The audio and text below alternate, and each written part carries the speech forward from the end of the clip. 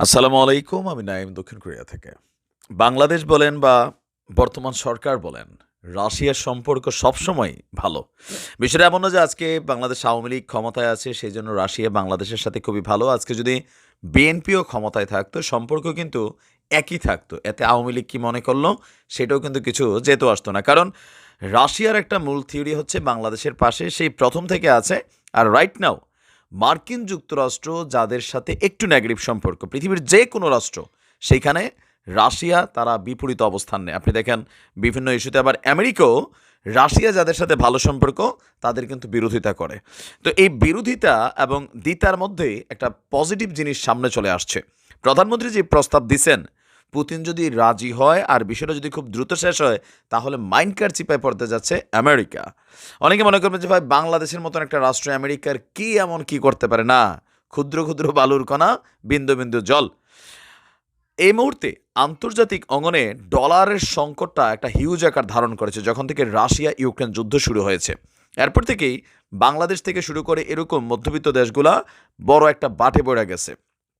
এখন সেই বাট থেকে বের হওয়ার জন্য চিরবন্ধু প্রতিম দেশ রাশিয়ার সঙ্গে আমদানি রপ্তানি তথা লেনদেন কম খরচে দ্রুত এবং সহজ করতে সরাসরি বাংলাদেশ এবং রাশিয়ার মধ্যে একটা মুদ্রা বিনিময় ব্যবস্থা চালুর জন্য জোর দিয়েছে বাংলাদেশ, আবার প্রস্তাবও দিয়েছে। একই সঙ্গে দুই দেশের আমদানি রপ্তানির ভারসাম্যের বিষয়টাকেও গুরুত্ব আরোপ করা হয়েছে। গতকালকে ঢাকায় নিযুক্ত রাশিয়ার রাষ্ট্রদূত আলেকজান্ডার ভি মান্টিটোস্কি তিনি বাংলাদেশ সরকারের নতুন বাণিজ্য প্রতিমন্ত্রী আহসানুল ইসলাম টিটুর সঙ্গে সৌজন্য সাক্ষাৎ করতে গেলে আমাদের মন্ত্রী তিনি এই সকল কথা বলেন। আমাদের মন্ত্রী বলছেন যে বর্তমানে রাশিয়ার মুদ্রা রুবলের সঙ্গে বাংলাদেশের মুদ্রা টাকার সরাসরি বিনিময় করা যায় না। এক্ষেত্রে ইউরো বা ডলারের মাধ্যমে হচ্ছে। এতে একদিকে যেমন খরচ বেশি হচ্ছে, সময়ও লাগছে বেশি।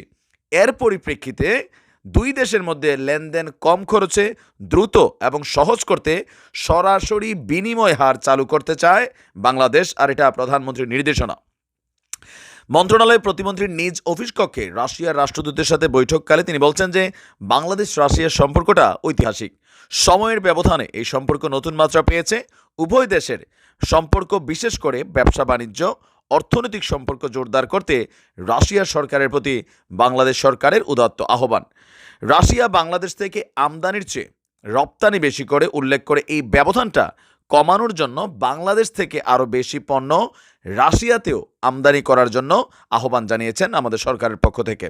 এই সময় রাশিয়ার রাষ্ট্রদূত ফার্মাসিউটিক্যালস, তারপর হচ্ছে পাট, চামড়াজাত পণ্য, সিরামিক্স, খাদ্যপণ্য তাদের দেশে আমদানি করার জন্য এখানে নতুন কিছু চুক্তি সামনে আসতে যাচ্ছে। অর্থাৎ উভয় দেশের মধ্যে কৌশলগত বাণিজ্যিক দ্বিপাক্ষিক সম্পর্ক বাড়াতে রাশিয়াতে বাংলাদেশি পণ্যের, বিশেষ করে হস্তশিল্পের প্রদর্শনীর আয়োজন করারও আহ্বান জানালে মস্কোতে সকল ধরনের সুযোগ সুবিধা দেওয়ারও কিন্তু রাশিয়া আশ্বাস দিয়েছে।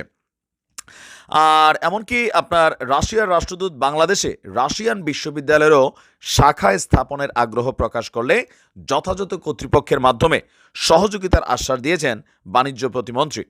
তো এখানে পজিটিভ দিক হচ্ছে কোনটা, যে রাশিয়া এবং রুবল এবং টাকার মাঝখানে কোনো একটা জিনিসও তো সামনে আসতে যাচ্ছে।